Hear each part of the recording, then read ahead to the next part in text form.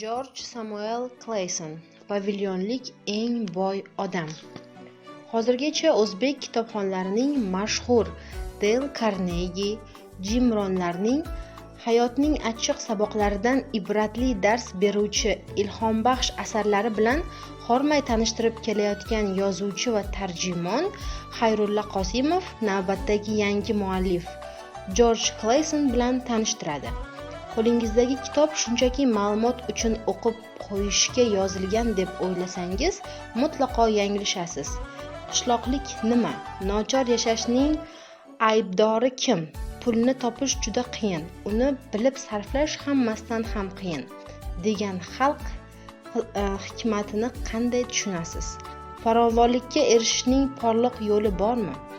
Asar yuqoridagi savollarga javob berar ekan, sabr, hushyor matonat va jur'at, halollik kabi fazilatlar insonning yuzini hech qachon yerga qaratmasligini bilib olasiz.